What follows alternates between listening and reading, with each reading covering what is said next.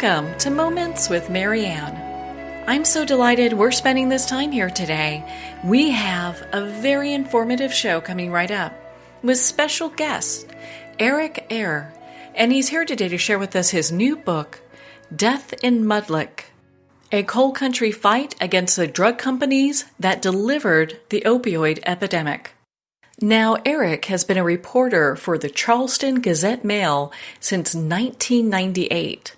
In 2017, his investigation into massive shipments of opioids to West Virginia's southern coalfields was awarded a Pulitzer Prize. So let's welcome to the show, Eric-eyre. Well, thanks so much for having me on, Marianne. I really appreciate it. Oh my goodness, it's such an honor to have you here and to talk about this story. And I have to ask, what even got this on your radar? Because my goodness, I think, when this was all happening, I don't think anyone knew what was going on. I came at it in a really strange fashion. I actually wasn't the health reporter. I wasn't the opioid reporter. I was actually working in the basement of the state capitol. And we had gotten a tip that the Attorney General had an inaugural party that was paid for by a bunch of corporations. And we went through and first off, it was kind of strange for the Attorney General to have an inaugural party. Governors had them, that sort of thing. But we got the list of the people that paid for the inaugural party. And you had your typical ones like, the Coal Association, the Natural Gas Association, some of the bigger companies in the state. But then I hit on one called Cardinal Health that I never had heard of. And I did a little bit of digging and found out that they were a company that distributes drugs. They're called wholesale distributors. They take drugs from the factories and ship them to pharmacies and hospitals. And I did a little more digging and found out that the Attorney General's wife was the lead lobbyist in Washington, D.C. for this company, and that he had also lobbied for that company.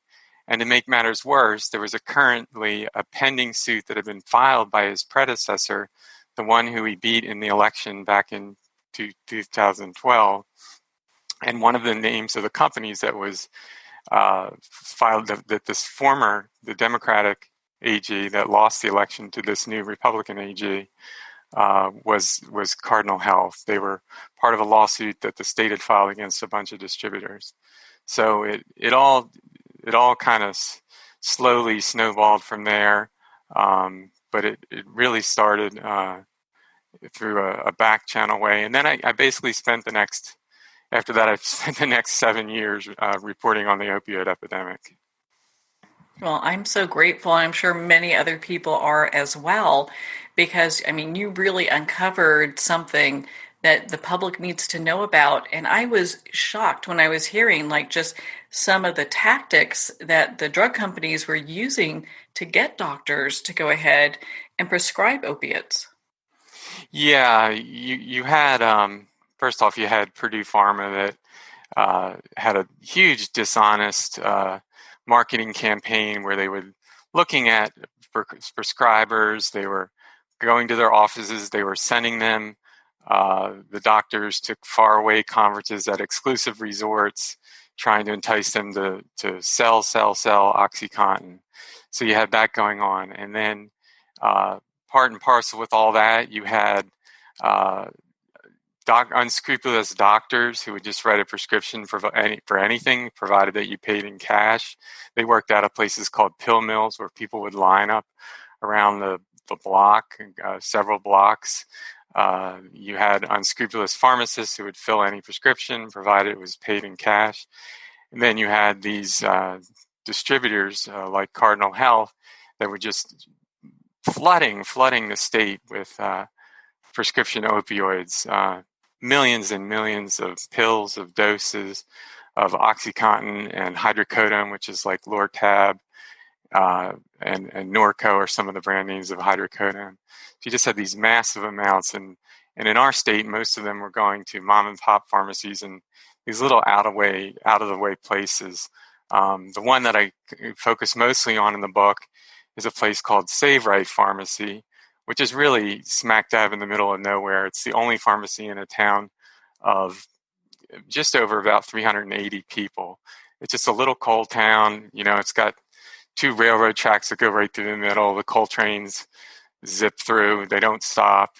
And this was a town that over 2 years, these drug distributors shipped nearly 9 million prescription opioids pills in just 2 years. And there was no possible way that any way, form, or fashion that a town like that could have been using that many pills for, on a per person basis. But, we found out that they were basically servicing, not only the border states like, Maryland, Kentucky, Ohio, but people were coming as far away as Florida to this one little pharmacy in the middle of nowhere in southern West Virginia, down in the coal fields. Oh my goodness. I mean, that is just insane. I mean, how did you even get a hold of what those numbers were? Because I mean, that's just absolutely crazy that these people are traveling such distance from other states to get this filled. Yeah, it wasn't easy. We went up, just to give you, it was basically, there was a lawyer, a tenacious lawyer, and there was a woman named Debbie Priest who kind of started this all, raising the issue about the doctors and the pharmacists and then the distributors. But what we actually had a lengthy court battle with the distributors. And when I say we, our newspaper, we had a lawyer who worked pro bono or at no charge to the newspaper. He was a professor at West Virginia University, named Pat McGinley. And we had to go to court to unseal records that would eventually lead us to the exact numbers. But they had filed, the companies had filed under seal complaints and information about the number of pills that they were distributing to these small towns. And we filed a motion to intervene. And we were fortunate enough, we hired a local lawyer who was worked across the street from the courthouse in this tiny county called Boone County. And he connected with the judge, and the judge ultimately unsealed the records. And then from there, we got, that led us to some DEA data that we got through a public records request. And then we just saw, these massive amounts, this saturation of southern West Virginia of opioids. And in those same counties, that had the largest number of pills distributed, they also were the counties that had the largest number of overdoses. And those counties that had such large number of overdoses, I looked it up on, there's a CDC site that you can, kind of like now you can see coronavirus per person, but you could see overdose death per person in each county. And probably, I think 10 of the top 13 counties in the U.S. that had excessive numbers of overdose deaths, the highest rates of overdose, were in southern West Virginia. So it's a clear connection between the massive amounts of pills that were being distributed there and the number of people who were dying. It's heartbreaking to hear this. I'm so glad you uncovered this, though, because it's like, here we have this modern day, drug lord operating in the U.S., and it's not just one person. It's like layers of people who are involved in this and benefiting from this. Yeah, a lot of people have described it as a, quote, legal cartel. And I think in the book I write that, between the lobbyists that were lobbying for these drug companies and the unscrupulous doctors and the pharmacists who, weren't upholding their duty to, distribute drugs, they knew that they had connections with these pill mills. So they had the pill mill clinics and the pill mill doctors and the pill mill pharmacists. So you had the system, and then the checks and balances weren't there. You had the DEA, Drug Enforcement Administration, that was supposed to be monitoring all this. But in fact, they had their heads in the sand. And at the height of the opioid epidemic in West Virginia, they had one investigator for the diversion of drugs, just one. Now they have like 15. And of course, the drug problem has shifted to heroin and meth and other things. But they had one prescription one guy looking at the diversion of prescription drugs. And as I write in the book, it's almost as if like it's this whole system, this whole interlocking system had been set up by Pablo Escobar or El Chapo, the drug lords. And there were people who actually state police testified that this was really not much different than a legal cartel. The only difference between it was, they weren't murdering people with guns and that sort of thing. But it was very similar to the cartels that you read about in Mexico and South America. Yeah, and even the doctors, there were many good doctors that didn't want to prescribe this medication, and they were in a way threatened, which I was like floored when I heard that. Yeah, I mean, and I've talked to some doctors now that regret what happened, and they said, you had even the, Purdue Pharma had so many sales reps here, and they knew what they were doing, and they worked, these doctors, and you had, really well-meaning doctors who were just, under threat. If they didn't prescribe OxyContin or painkillers, that they were, not doing their duty. They were shortchanging the patient. There just was this push from the highest places. I know that the West Virginia Board of Medicine here rewrote their laws to say, pain is the fifth vital sign and all that. And then, so you just had these prescriptions, this unfettered number of prescriptions. And we also had the highest prescription rate in the nation here in West Virginia at one point. But, they had literally, some of these pain clinics had machines that the doctors weren't even staffed there. They weren't even there. They were just there in name only. They lived miles away, hundreds of miles away. And you'd have places where people would go in, get their temperature checked, their weight, and then get their prescription. That was it. Maybe they said they had a bad back or something, but yeah, it was just an unfettered and just a Wild West system. That's really unfortunate. I heard about, you also wrote in your book about how one of the pharmacies was so busy, they would have like popcorn and food for people who are waiting in line to get, their medications. And it was just kind of just hearing how they're, just kind of going for profit more than people, the well-being of people, is just heartbreaking.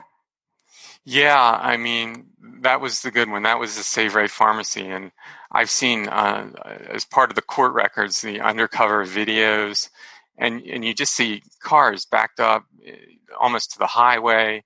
You see the parking lot full. You see people just trading drugs in the parking lot for cash. And like you said, inside they offered hot buttered popcorn as they were literally pitching prescriptions over the counter. They even set up a system where they had two different bags, one color. A white bag meant it was a legitimate prescription, like, because some people have blood pressure medications or things of that nature. And then they had another colored bag for the opioids. So when people left, the people, wouldn't get robbed or whatever. And then to keep the customers happy, at one point, they set up an actual trailer on the parking lot where they started. Now, this wasn't complimentary. You had to buy hot dogs and hamburgers and get Diet Cokes, and it was like a concession stand almost to keep the customers happy. And when the pharmacist was asked about all this in his deposition, he said that basically the reason for these large crowds was because he was offering lower prices and faster service. And well, that doesn't explain why somebody, let's say in North Carolina, where you are, driving to West Virginia, I mean, can you imagine how many pharmacies you would have to pass to get here? I mean, there'd be literally dozens of pharmacies to get here from there. So it didn't add up. And then at one point he said he was telling people in town that the reason for the large crowds is because there was this huge influx of tourists to hunt and fish and to ride four-wheelers in the mountains. So that was his explanation. But of course, the real destination was to get your prescription filled with no questions asked, provided you paid in cash. Sounds like a really weak defense to me. Yeah. If you're going to have one. I mean, he went to prison. Where he should be. Yeah. Because you look at the human toll, and it's like, how many people died because, we have these people that were so entrenched in making money, Yeah, about it's been averaging about 65,000 nationwide a year, usually about 1,000 in West Virginia at the height. Now it has the overdose death numbers have decreased slightly over the past 2 years. They just released the 2019 data where there has been a decrease, primarily because there's wide accessibility now of the drug Narcan or naloxone, which is the overdose reversing drug. It's really like a miracle drug when somebody passes out of an overdose. You can administer naloxone or Narcan and really bring them back to life really quickly. Now, I say all that positive news with some of the negative news we're hearing now is with COVID-19, there has been quite an uptick. I've heard anything from 11% to 20% increase in overdoses. We don't have real solid data yet. The only thing that I'm going on is I know that between last May, so May 2019 versus this May, there was a doubling of overdoses. And I don't know if they died, but EMTs responding to overdoses. So with all this, anxiety and isolation with and not people not being able to get into treatment programs with COVID-19, I'm really fearful that those gains that we've made over the last 2 years may be swallowed up by the coronavirus epidemic. Yeah, it's pretty just appalling how that's all coming together because people are trapped and Exactly. kind of going back to maybe some behaviors that don't serve them. Yeah, people unemployed. That's the thing. I know the restaurant industry has been hit particularly hard. A lot of people who are in recovery say that having a job gives them a sense of pride and gives them is motivating. So a lot of those people are unemployed now. I guess since they've opened up, there was a real trouble early on with the group therapy. If you talk to anybody who's been in recovery, they say the group therapy is the number one thing, and they were trying to do a lot of that on Zoom, and that's a good thing, but 25% of West Virginians don't even have access to broadband internet, so they couldn't even do that. And then there's also, I have some other fears too. After we wrote all these stories and all the stuff came out and really exposed these companies and the insidious practices and the doctors, they started doing some regulations and they limited their prescribing authority, so you couldn't, like my book starts off with a coal miner in West Virginia who had upwards of 500, 600 opioids prescribed over, just a couple weeks. And they did away with all that through legislation that you had to limit prescriptions to 7 days supply. Then you had to go back. But now I'm hearing, and the American Medical Association is recommending that we waive all those requirements because people who are in real pain, that have cancer and things of that nature, aren't being able to access their drugs. So I don't want to prevent them from getting the drugs, but this idea that it's wide open again causes me grave concern.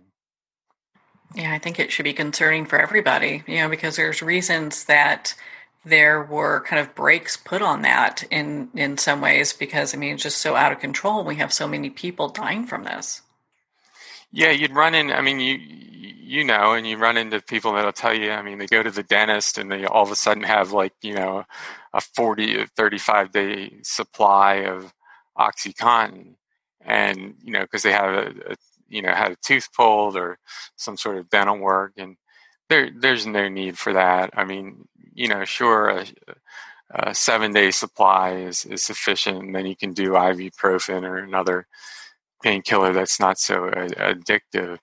But yeah, with the and I don't know which medical boards. I need to check into that to see if they're following these new guidelines or suggestions or recommendations by the American Medical Association. And I don't necessarily think the American Medical Association has bad intentions, but I think the consequences could be very serious.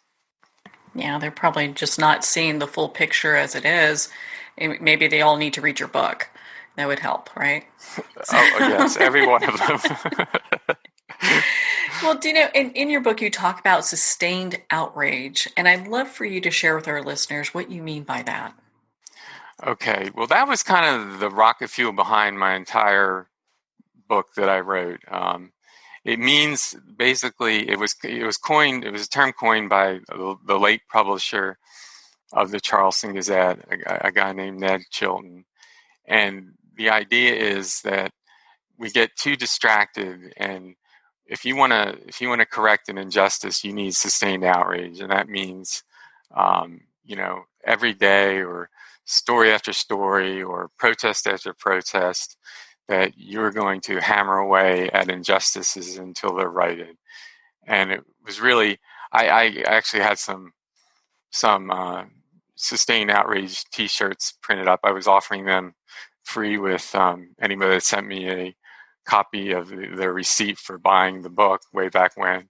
And it's funny, I saw the other day at one of the rallies against police brutality in New York City that there was a guy who had a mask on, good, and he also had a sustained outrage T-shirt on. So I'm not sure who it was, but it's catching on. So it can mean a lot of things. I mean, for me, it was something that I had to put up with a lot of stuff. My job was threatened. The attorney general was trying to hide things and filed an investigation against our paper.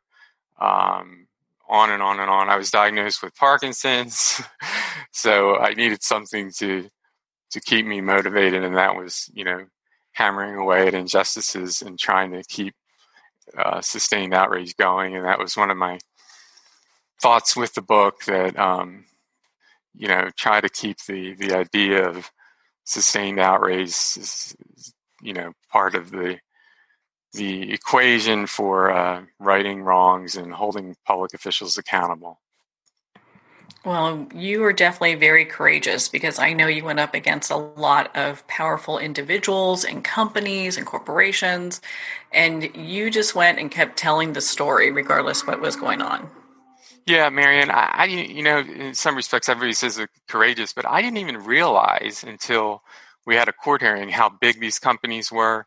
I mean, the 3 companies that we went up against are all in the top 20 in the Fortune 500. One's in the top 10. One had the highest paid CEO in the United States 2 years ago. I was just, I started following the story, and I started going to some court hearings, and there was one down in Boone County. It's this little old courthouse that hadn't been renovated since like 1930. It's kind of like, if you imagine what the courthouse looked like in To Kill a Mockingbird, it was kind of like that. And I show up with the one lawyer from West Virginia University. And we walk in, and then lo and behold, all the benches are full. And I just sat down like in the front. I started listening, and people were like, "Oh, I just got my flight in from New York, and I just got my flight in. I came from Columbus. I came from Philadelphia. There were lawyers there from Philadelphia, and it was this corporate counsel for these giant corporations, and they would send 2 or 3 lawyers to this court hearing." And that was the first time I realized the stakes were so high that they wanted to shield all these, records that would show what they had been doing, the absolute flooding of Appalachia with high dosage pain pills that ultimately could kill you if you take too many of them. And, here we are, me, a reporter who has to still do cop shifts on the weekends and, has to do a story a day about whatever I can scrap up. And here we are going against, these lawyers from some of the largest law firms in the country, the white shoe law firms with unlimited resources. But at the end of the day, we kind of stuck with it, propelled by sustained outrage, and we exposed them and uncovered what they were doing to the state and the implications and how their practices, their insidious practices, had really ravaged the state of West Virginia. And actually, eventually we took the next step and we went to court to get, these same kind of numbers after we had in West Virginia. After we won the Pulitzer Prize in 2017, we said, well, now we need to get the numbers for the rest of the country. And sure enough, when we got those numbers, we had to go to court. We lost it. We lost at the district court level, but we won in the appeals court level. It turned out that there was, billions and billions of pills being shipped to many of these small towns across the country, especially eastern Kentucky, Tennessee. There's a coal mining county in Utah that had large numbers, southwestern Virginia. So it really was a national issue. But I think that at the end of the day, it served a great purpose because, prior to a lot of our reporting, everybody was blaming the addict, and there's still people that do that. There's still people that, will say, it's the fault of the addict. But certainly, the way the system had been set up, they didn't have much of a chance to not become addicted. Yeah, I mean, we can't create addicts and then blame them, right? For being that way. And it seems like there's a very predatorial style that's going on with these small mom and pop pharmacies across the country.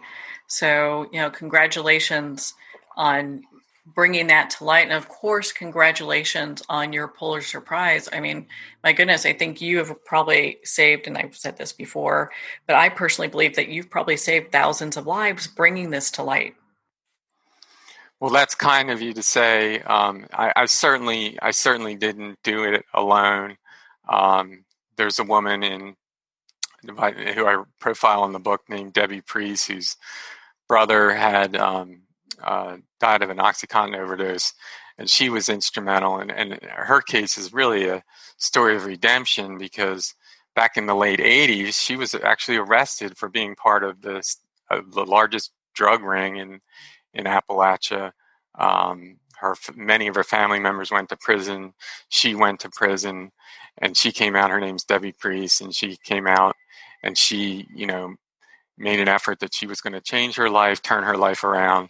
And she's the one that started this. She sued a doctor and a pharmacist. Then she says she gathered 30 other people together to sue other doctors and pharmacists.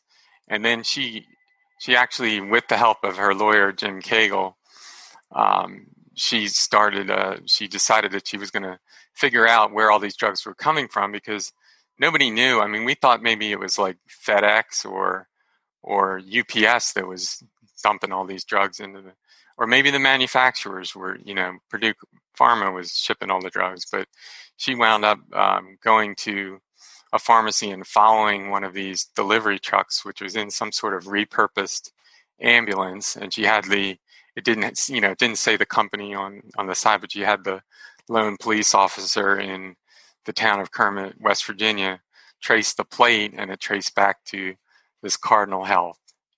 But so it was her. It was Jim Cagle, this lawyer from Georgia.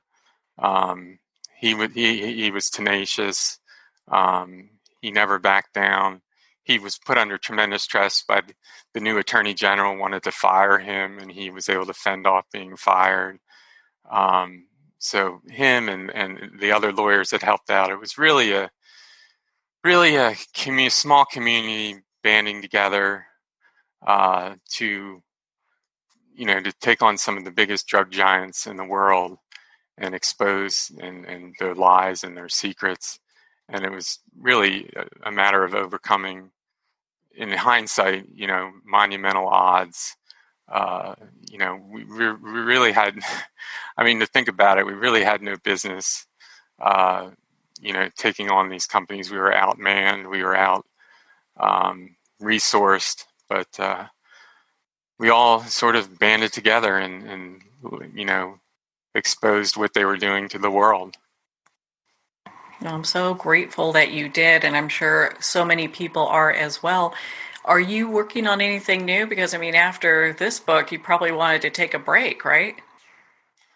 Oh, yeah, but everything's there's more coming out. So where it stands now, they have these, like, from this one case in Kermit, there's been this spawned literally 3,000 lawsuits that are tied up or combined in federal court in Cleveland, and every day different things come out. The latest was one of these drug companies was sharing or distributing an email among their executives that was a parody song about hillbillies.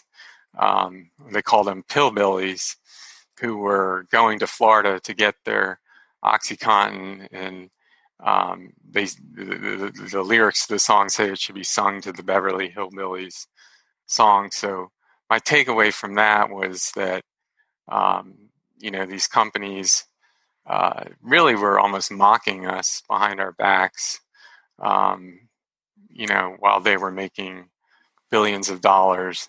They were laughing at us, which is really disgusting to think about.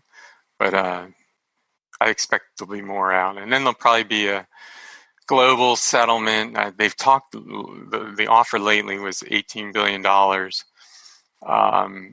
They were going to offer $18 billion, but the problem with that is, first off, the lawyers get a third of the money, and then the rest of the money, you would think would go to drug treatment. But the way things are stipulated now, that the cities and counties and states that are suing these drug distributors, that they could use the money in any way they wanted to. So, if Kermit, which has been devastated by the opioid crisis, and there's no treatment centers in the entire county, if they wanted to, they could, buy a trash truck or, hire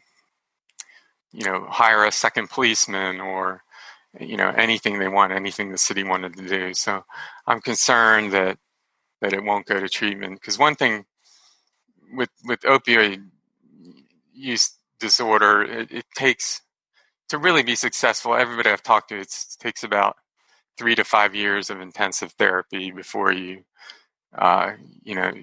before you can stop using, and there's quite a few success stories. It's not all negative. There's certainly plenty of people that have gotten off opioids, but I don't know, if they don't have more treatment facilities, we're going to still be in a world of hurt for a long time.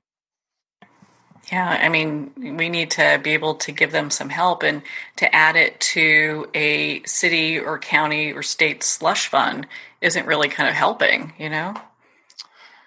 I know, but I've seen it happen before. We had a $30 million settlement here with some of the drug distributors, and the Attorney General peeled off a bunch for his consumer protection division. I just don't have a lot of confidence that it's going to go especially to the long-term treatment facilities. Even and after our when we got our money, the settlement money that went to treatment was primarily in the for facilities in the northern part of the state, where the problem was not as great as it was in the southern part of the state. So it didn't even, within our own state, it didn't even go to the region that had suffered the most. It's just amazing. Well, I am so grateful, Eric, that you have written this book and you have the courage and tenacity that you do to show up and be there for humanity, because otherwise it's like, who else is reporting on this? And the way that you've done it is in a way that people can really understand it. I think a lot of times when people think of, companies going and putting drugs out there for everybody, at such great quantities, they probably think, oh, that happened in the 80s. They don't really understand it's happening right now. Yeah. Well, I appreciate your comments too. And, at the end of the day, I kind of wrote the book. What inspired me to write the book was to, show that even if you're in a small place, even people in small places can make a big difference. Sometimes the underdog can win, and I say that sometimes, but there's sometimes you can overcome monumental odds. But at the end of the day, this was a small community. We didn't have anybody coming in from New York to save Appalachia. We didn't have anybody coming in from Washington, D.C. To write this book.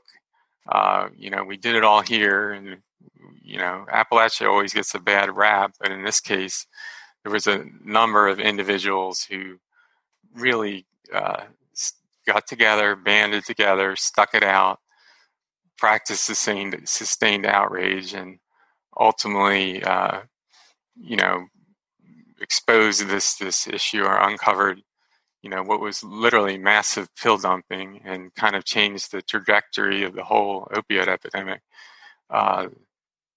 As I mentioned, the last 2 years, we've had a decline in overdose deaths, although, again, with the caveat that I'm concerned about what COVID-19's effects is. And unfortunately, they're so far behind on reporting the opioid deaths. They're about 6 months behind. So we're really not going to know the true impact of COVID-19 for probably till January. Wow. Although there could be another surge, so it's all up in the air, just like everything else right now. Oh my goodness. My goodness, Eric, you are such an inspiration. Where can our listeners connect with you and learn more about your book, Death in Mudlick, and be part of your community? I have a website. I think it's hard to find, but it's eric-eyre.book.com, ERICEYRE book.com. On my Twitter, it's just at eric-eyre. I've been getting a lot of emails from readers. I guess they go online and something can find my email address, but it's Eric William Eyre, ERIC William EYRE @gmail.com. Well, Eric, thank you so much for taking the time to be on the show with us here today. Well, I really appreciate your interest, Marianne, and thank you for all that you do. Well, thank you, Eric. It has been such an honor to spend this time with you and to talk about your new book, Death in Mudlick. Death in Mudlick is available at Amazon, Barnes & Noble, and all indie retailers. And if you don't see it on the shelf, ask for them to order it. And of course, it's available in Kindle. If you'd like to connect with Eric, you can at eric-eyresbook.com for more information. And that is spelled ERICEYRE book.com. Well, we're at the end of our time today. I would like to thank everyone for tuning in. You're listening to Moments with Marianne. And remember, make every moment count.